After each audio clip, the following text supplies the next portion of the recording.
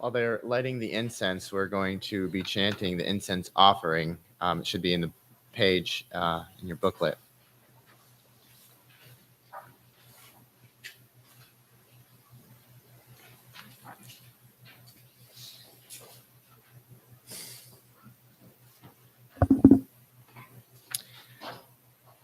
And we say together, in gratitude, we offer this incense throughout space and time to all Buddhas and Bodhisattvas.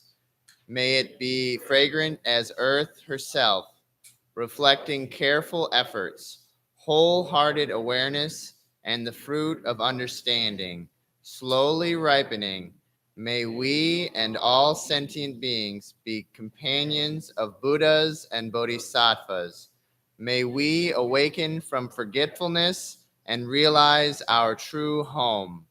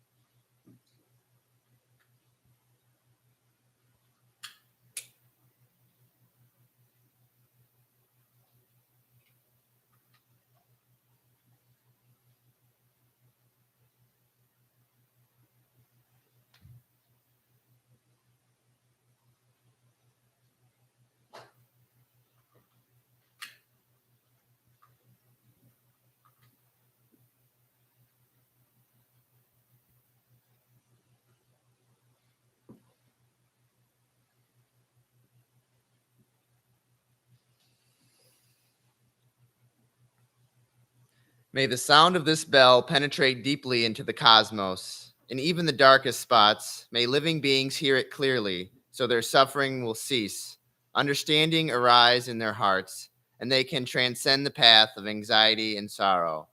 Namo Shakyamuni Buddha.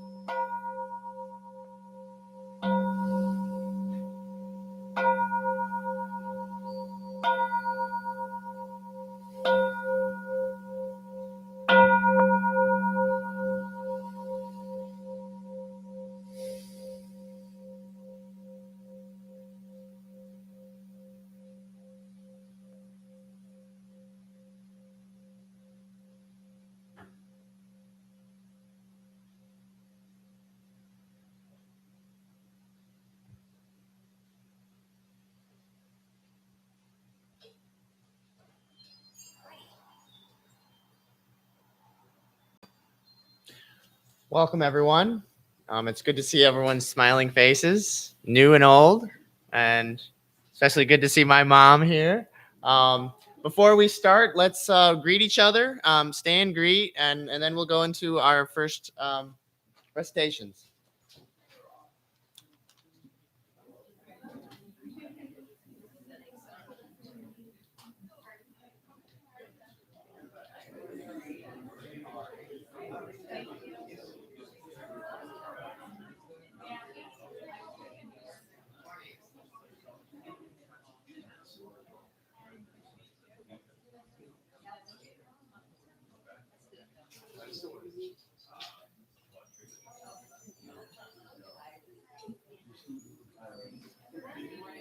Good morning.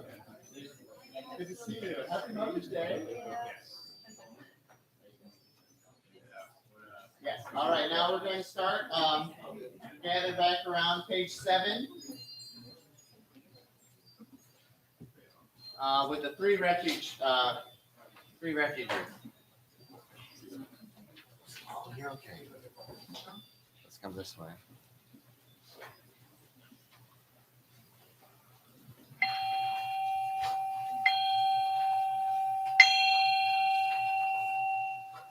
Together we say, I go for refuge to Buddha, my deeply awakened mind, the living source of understanding and compassion, which must be cultivated to be known fully. I go for refuge to Dharma, the path of mindful living, leading to healing, joy, and enlightenment, the way of peace, which must be cultivated to be known fully. I go for refuge to the Sangha, the loving and supportive community of practice, realizing harmony, awareness, and liberation, which must be cultivated to be known fully. I am aware that the three jewels are within my heart. I vow to realize them. I vow to understand living beings and their suffering. I vow to cultivate loving kindness and compassion, and to practice joy and equanimity. I vow to live simply and sanely, content with few possessions, and to keep my body healthy. I vow to let go of all worry and anxiety in order to be light and free. I am aware that I owe so much to my parents, teachers, friends, and all beings. I vow to be worthy of their trust, to practice wholeheartedly so that understanding and compassion will flower, and I can help living beings be free from their suffering. May the Buddha, the Dharma, and the Sangha support my efforts. May the Buddha, the Dharma, and the Sangha support my efforts. May the Buddha, the Dharma, and the Sangha support my efforts.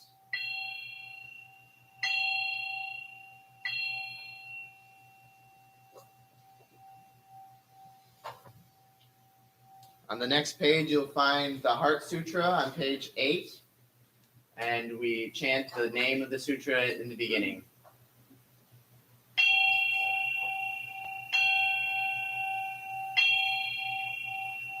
The Maha Prajna Paramita Hridaya Sutra. The Bodhisattva of great compassion from the deep practice of Prajna Paramita, perceived the emptiness of all five skandhas and delivered all beings from their suffering. O Shariputra, form is no other than emptiness, emptiness no other than form, form is emptiness, emptiness form. The same is true of feeling, thought, impulse, and consciousness. O Shariputra, all dharmas are empty. They are not born nor annihilated. They are not defiled nor immaculate. They do not increase nor decrease. So in emptiness, no form, no feeling, no thought, no impulse, no consciousness, no eye, ear, nose, tongue, body, mind, no form, sound, smell, taste, touch, or objects of mind, no realm of sight, no realm of consciousness, no ignorance, nor extinction of ignorance, no old age and death, nor extinction of them, no suffering, no cause of suffering, no cease from suffering, no path to lead out of suffering, no knowledge, no attainment, no realization, for there is nothing to attain. The Bodhisattva holds on to nothing but prajna paramita.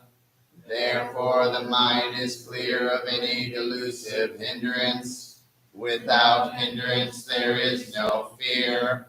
Away from all perverted views, one reaches final nirvana. All Buddhas of past, present, and future, through faith in prajna paramita, attain to the highest perfect enlightenment. Know then the prajna paramita is the great Dharani, the radiant fearless mantram, the utmost supreme mantram, which is capable of allaying all pain. This is true beyond all doubt.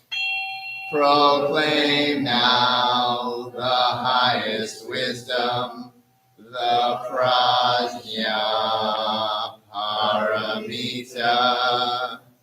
Gate, gate, para gate, para samgate, bodhisvaha. Gate, gate, para gate, para samgate, bodhisvaha. Gate, gate, para gate, para samgate, bodhisvaha. Dhamma prajna paramita hridaya sutra.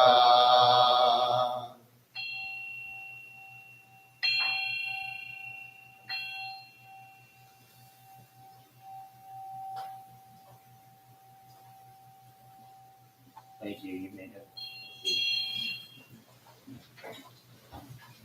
Thank you.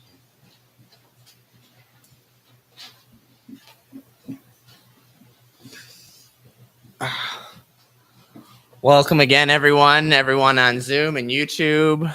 Everybody who's new, welcome, especially to the newcomers, and welcome to my mom again. Today we're celebrating the Buddha's birthday. In our tradition, it's usually in around May. Some traditions celebrate it a different day. And we're also celebrating Mother's Day. And actually, the Prajna Paramita is said to be the great mother of the Buddhas. So that's something. And today I really would like to share with you the story of the Buddha, the historical Buddha, Siddhartha Gautama. Because of him realizing enlightenment over 2,584 years ago, we are here gathered, still listening to his teachings. So I thought it'd be appropriate to share that on his birthday. I remember when I first started coming here, I was asking questions to Hung Su, who's my current teacher, and wondering, that was about 7 years ago, and wondering what do I need to know about Buddhism? Where do I go? And he told me to look at the documentary, The Life Story of the Buddha, who we call Shakyamuni Buddha, of the Shakya clan. And so this is the story of the Buddha. It is, there's a lot of myth and historical, and there's a lot of biographies. There's a lot of stories out there. So I'm trying to make it as concise and as I possibly can. So it all also his life story is a teaching in and of itself. It all started with a dream. The Queen Maya had a dream of a 6-tusked white elephant. who was carrying a lotus flower in its trunk, and it entered her right side. And she woke up in the middle of the night, sweat pouring down her face, and she woke the king, King Shuddhodana, and said, I had this amazing, crazy dream. And he said, well, let's talk to the Brahmins. And the Brahmins of the time were holy men or sages. And so the Brahmins had a prophecy, and they were at odds with each other. There was two scenarios what the son could be. He could either be a ruling emperor who would unite the clans, and or he would be a great spiritual leader, one who would carry on and bring an end to suffering.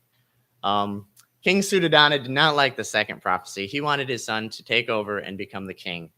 And so a little backstory, side note, the Shakya Republic was located on the foothills of the Himalayas, right on the border of Nepal and India. They were rice farmers, and they were actually, King Suddhodana in historical records wasn't really a king, but a chieftain, an elected official.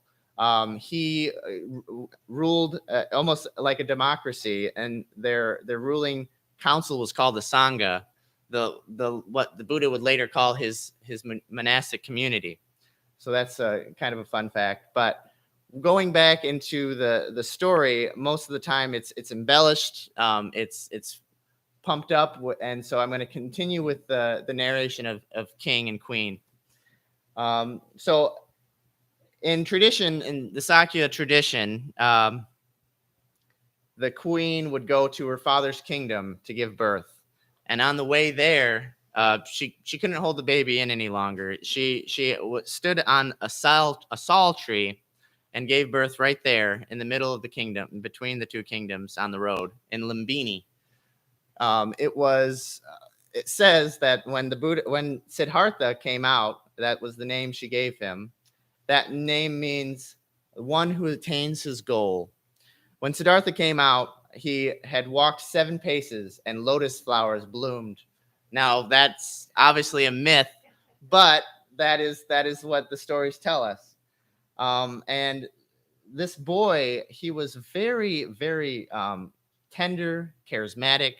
And there's in the story, there's the part where he is sitting underneath a rose apple tree during a ritual plowing ceremony. He's around the age of 7, and he's seeing that the earth getting torn up, and he's seeing worms come up and birds coming to eat those worms, and he's seeing snakes eating the birds, and he's seeing the transience of life, and he's just immersed in this meditative, just immersed in meditation at this young age. And the king was a little disturbed when he saw that. The king wanted to make sure that his son did not see any suffering. So he cast out all the sick, old, and dying people out of the palace, and he wouldn't allow his son to leave the palace. And he pampered his son. He gave him the best food, the best riches, the best everything. He would not allow his son to suffer. And so the years went on. He got the best education, arithmetic, philosophy, everything at the time. He got the best education, and he also was trained in the art of archery, and he became very skilled in that regard. Later on, when he was at the age of 16, he got married to a beautiful princess named Yashodhara, and in order to win her hand, her father had set up a giant contest for all the noblemen to compete. And one of the noblemen had got a bullseye in the competition, and Siddhartha came and he split that arrow right in half, just like Robin Hood. And so he won her hand in marriage, and later on, she became pregnant, and she was going to have a son, or that's what the Brahmins usually say. Oh, you're going to have a son. And so this went on for he was 29 years old when he finally was like, Father, I haven't been out of the kingdom. I'm going to be ruling these people. I need to go see them. And so the king reluctantly agreed upon one condition. He takes his charioteer, Chana, with him. And so the king made sure he went out the day before and he cleared out all the old, all the sick, and all the dying people to the best of his ability. And so Chana and him are going, and it is said that he sees 4 signs. And even though he cleared the pathway, he saw Siddhartha would see a man who looked frail, and he looked very sickly. This man had leprosy, and he wanted to go help him, but Chana said, no, you will get sick. You cannot touch him. And he said, why? What is sickness? And he's like, we will all get sick. No matter if you're rich or if you're poor, if you're royal or an untouchable, we all get sick. And Siddhartha was very disturbed by this. And he said, we should just keep going. And then the next sight he saw was an old woman. She was frail, wrinkled, with the whitest hair he had ever seen. And he says, Chana, is that disease? Is that sickness too? Chana says, no, that's old age. We all grow old. We will grow a ripe age. And Siddhartha's like, will my wife grow old? He's like, even your wife, even Yashodhara, the beautiful princess, will grow old. And at that, he just shook his head, and he was just so disturbed. But he told Chana to keep going. And they went. And then the next sight he saw was of a funeral procession. They're holding a dead body on, and everyone was mourning around him. And Siddhartha asked Chana, what is that? Why are they not moving? Why do these people look so sad? And he says, Siddhartha, that's death. Well, we all die eventually. There comes a time when we just we leave this mortal world. And Siddhartha's like, will my son die? He's like, one day your son too will die.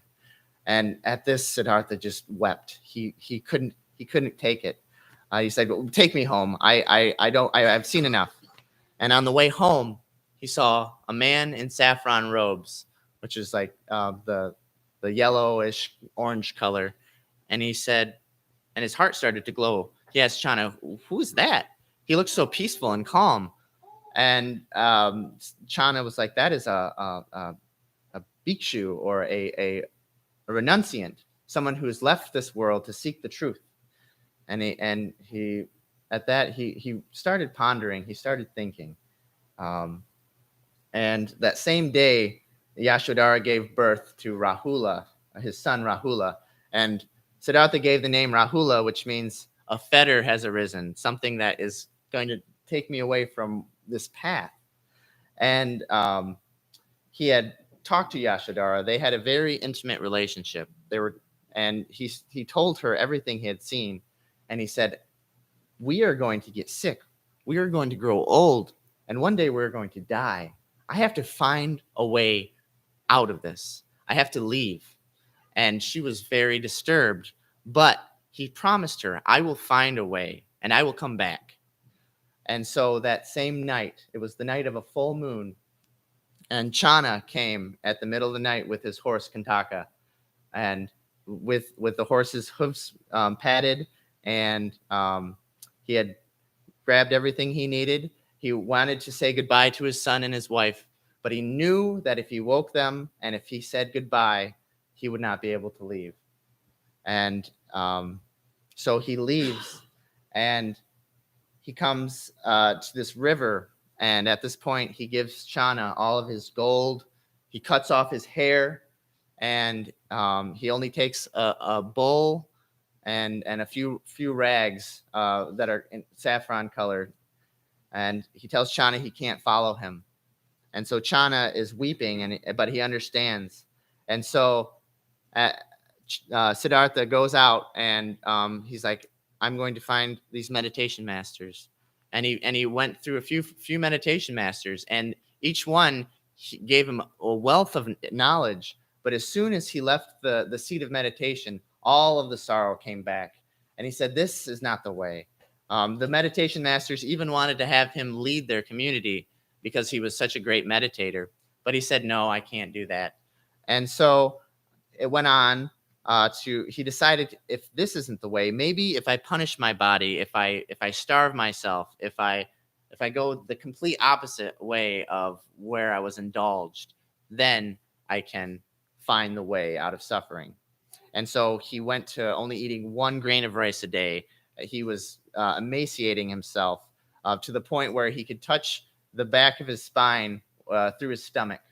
And his resolve was so strong, he gathered a following of 5 ascetics, and they were following him very closely. And as they went on, Siddhartha was going to get a drink of water when they had left. But he was so weak and his body was so frail, he couldn't keep himself upright, and he fell.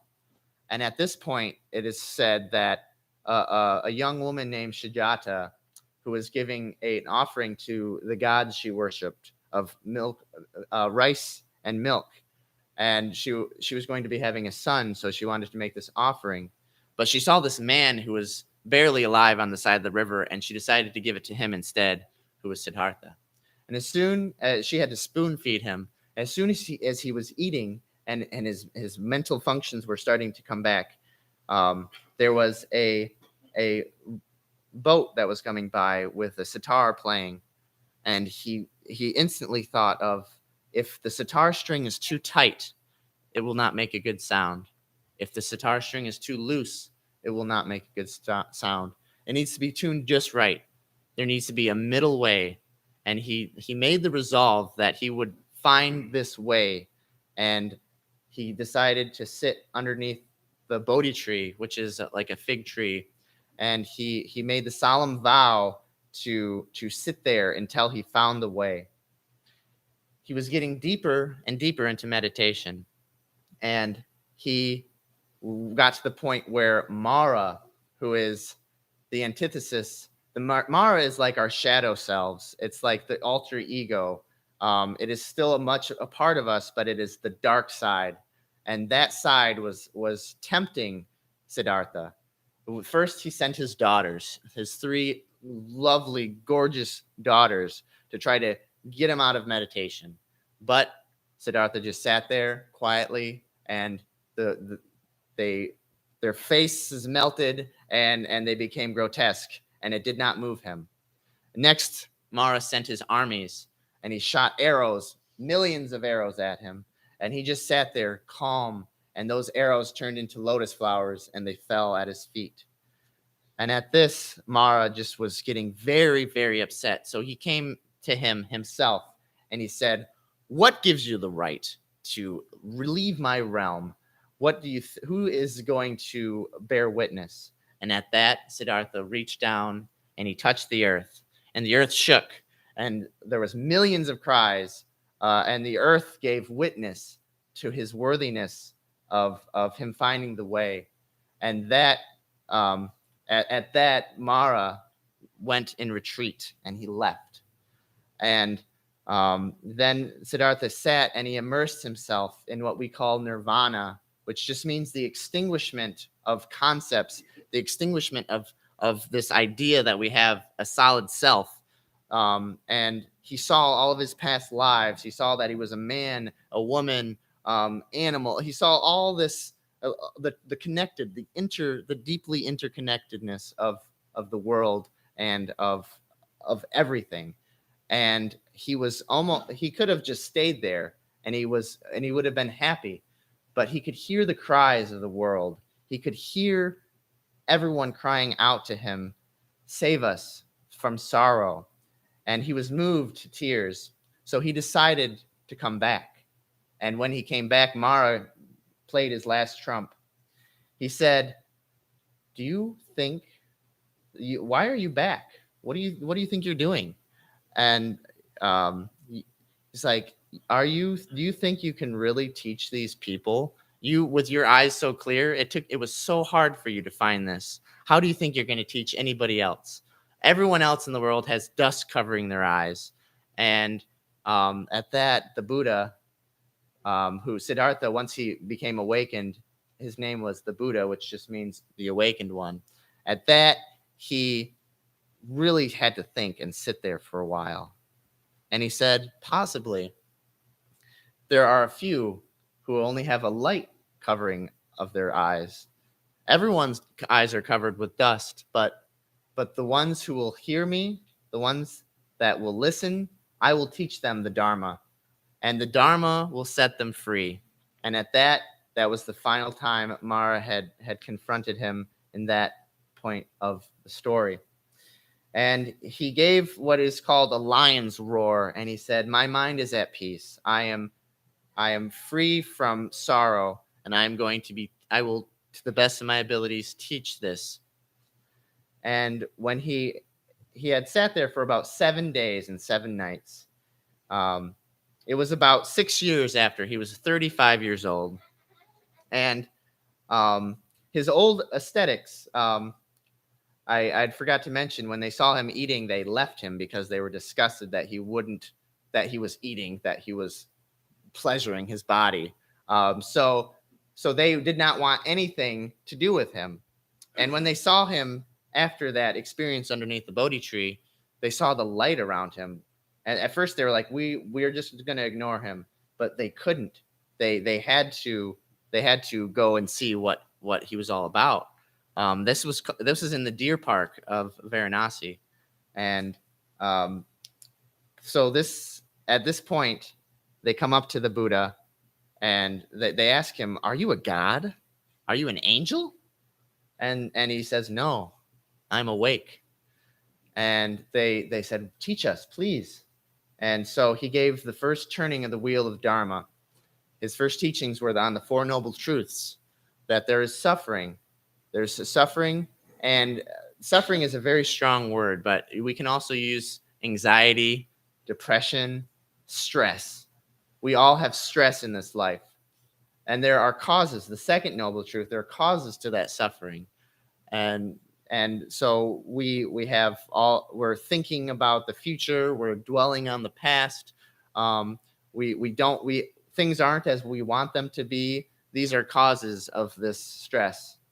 And the third is there are ways to train your mind to relieve this stress. And then the fourth truth is the Eightfold Noble Path. And he told his first 5 disciples, it is called right view or skillful view. That is the first on the spoke. It's like a wheel. And so view, we have to have the right understanding, the right view to see things as they are. And then the second is the right or skillful intention. What is your intention behind your actions? Why are you doing what you're doing? The third is right speech or skillful speech. Are you telling the truth? Are you speaking harshly? Are you saying something for your own personal gain? What is your speech showing you? And what are you getting out of the speech? Are you speaking kindly? Speak words of kindness. And then it goes to the fourth step in the path is right action or skillful action. What do you do? What are you doing? Are you helping people? Are you hurting people with your actions? And just really being thoughtful of your actions. And then the fifth step is livelihood, right livelihood or right or skillful livelihood. What are you doing for a living? Are you helping others in your job? Are you a butcher? Are you taking life? Are you making poisons? Are you making weapons? Just things to think about. What do you do for a job? Not saying it's good or bad, but just really being cognizant and thinking about what your job is. And then the sixth step is right effort. What is your effort you're putting in behind your work, your actions, your speech? And each one of these, it's not a linear path. They're all interconnected. They all come together. And then the seventh step is concentration. Is your concentration, are you on one task? A lot of times we are multitasking. We are doing way too much. And this step is to really focus on the present moment and doing what you're doing and knowing you're doing it. When you're eating, eat. When you're walking, walk. When you're sitting, sitting. When you're going to the bathroom, go to the bathroom. Don't be all over the place. So that is that step. And the final step, the eighth step, is mindfulness. Right mindfulness or skillful meditation. And the Buddha had taught meditation as a staple of his path, and just sitting calmly and just following your breath, or following your heartbeat, or just immersing yourself in stillness. We all have to take the time to pause. In our society, we're go, go, go. We got to get to the next thing. We got to keep going. But we got to remember that the story of the slow and steady wins the race, like in the tortoise and the hare. And there's something that my boss had said one time is, slow is smooth and smooth is fast. So just taking that moment and sitting. And this was the first teaching he gave to his assembly of 5 people. And at that, he continued teaching, and he would travel around India. He would go far and wide, and he would teach with an open hand to anybody willing to listen. He would say to listen. In one of his suttas, the Kalmala Sutta, he would tell people to always question, even question his own teachings, and put them into practice. During the monsoon season, he would take a retreat, and he would teach the people in the villages and stay in one spot. So we kind of do that to this day, and certain traditions having retreat seasons. And eventually he came home. He came to Kapilavatthu, the capital of the Shakya clan, and he taught his father. His son became the youngest monk, and eventually Yashodhara, his wife, and his aunt, who had raised him, all became part of his sangha. And he would always, everywhere he would go, he would teach people skillfully. He would teach people. He would meet them where they are. He would teach appropriately. So to a butcher, he would teach a certain way, and to a carpenter, he would teach another way. But it would all be the 4 Noble Truths and the Eightfold Noble Path. And he would continue, and he continued teaching that over and over and over until he grew the age of 80. And he died of food poisoning, it is said. And on his deathbed, he gave the teachings of the 4 Noble Truths and the Eightfold Noble Path. And he talked about impermanence. And it just, and his teachings just live on. And so, in closing, that story of our teacher and can really awaken us in our practice. And I think it's so important to hear and to be told. And I think we can hold this story in our hearts. So with that, I would like us to prepare for meditation.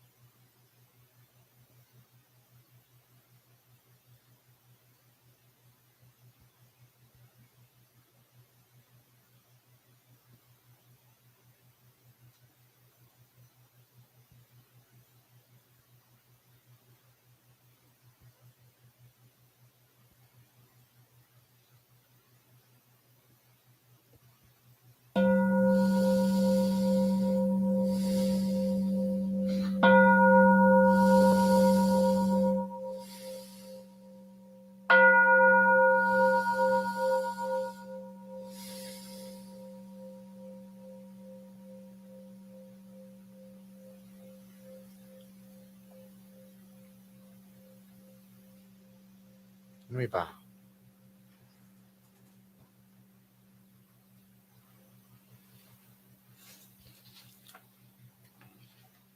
I have a few announcements for the month of May. And the details for all of these announcements can be found at our website at zengr.org. The Dharma Sutra discussion group happens every Thursday.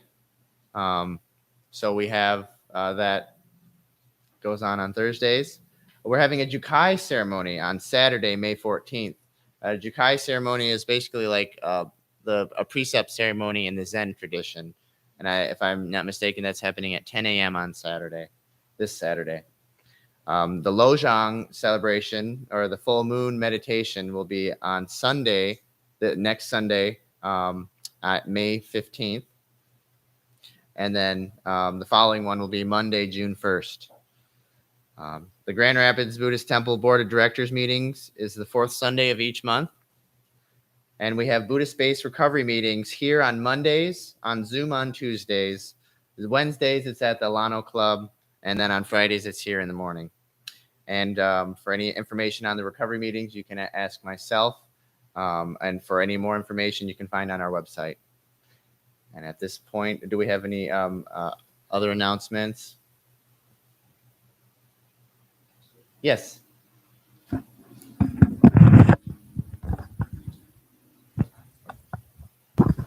Thank you.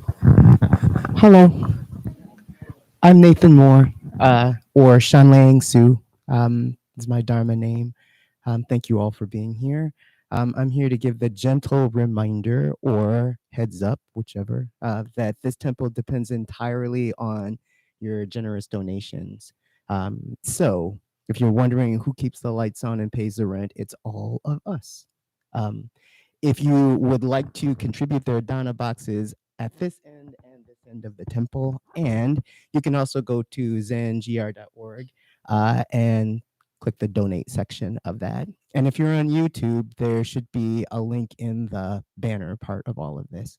So I think that's it. Thanks so much. And then Hung Su will come up and explain these flowers, these beautiful flowers. I think my mouth is big enough. I'm kidding. Lucas, are the carnations on the YouTube? Okay. But they can be seen. Anyway, in many schools of Buddhism, we give a carnation to our mothers on Mother's Day. And so when Kaji Su has led us in the clothing gathas, if you would like one, come up here and Justin and I will give you one, with two exceptions.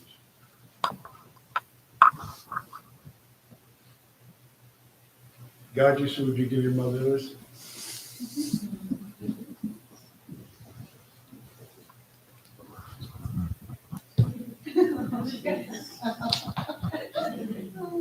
Without you, I wouldn't be here.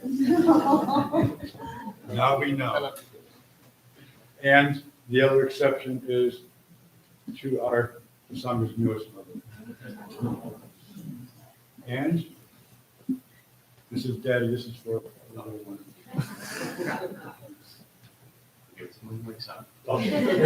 All right, now we are going to close. I'll stand and close on the next page. I think it's page 9 for our closing gathas. We say together, for all unskillful actions ever committed by me since of old, on account of my beginningless greed, anger, and ignorance, born of my body, mouth, and thoughts, now I atone for them all. Vast is the robe of compassion, a formless field of benefaction. I wear the Buddha's teachings for the benefit of all sentient beings. All beings, one body, I vow to liberate. Endless blind passion, I vow to uproot. Dharma gates without number, I vow to penetrate. The great way of Buddha, I vow to attain.